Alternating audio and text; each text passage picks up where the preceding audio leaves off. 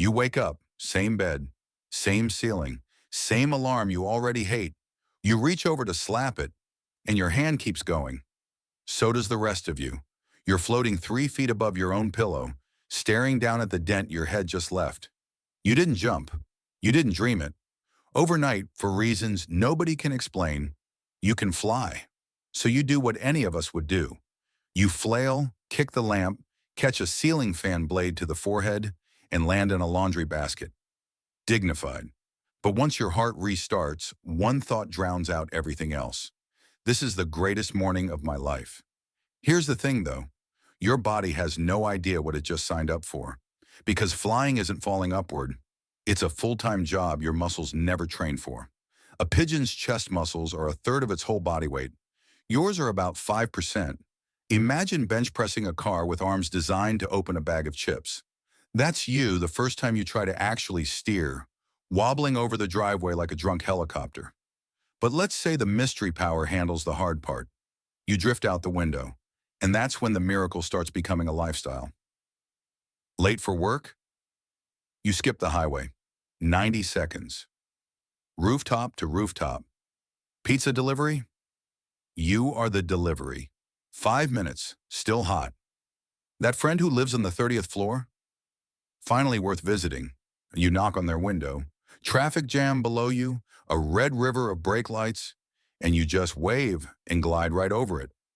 For about a week, you are the happiest person on earth. So naturally, you push your luck. You go higher. At 12,000 feet, the air thins out. Your brain, a diva that hogs 20% of your oxygen, starts filing complaints. You get dizzy. The colors go strange. That's altitude sickness. It's the polite warning shot. Keep climbing. At 26,000 feet, you hit what climbers call the death zone, where there's so little oxygen your organs basically hold an emergency meeting and start voting to shut down one by one. But in reality, you'd black out long before that. A limp, unconscious human, now a very confused missile. And that's before the cold. Where the jets fly, it's 60 below. You left in pajamas. You are now a popsicle with an incredible view. So you smarten up, stay low, stay warm. Now the real question, how fast can you go? Your face. Your face is the problem. At highway speed, wind isn't a breeze, it's a brick wall. A moth hits your cheek like a tiny meteor. Your eyes dry out, your lips do that flappy astronaut thing, and breathing becomes a skill you have to relearn. Scientifically speaking, the human face was never meant to be the front of a vehicle. But you adapt. You learn to tuck, to read the wind. Weeks pass, and slowly the impossible turns into something stranger, normal. You've watched sunrise from above the clouds, alone, in total silence. You've seen your whole city breathing awake beneath you. And one morning you catch yourself yawning through it, checking the time, thinking about lunch.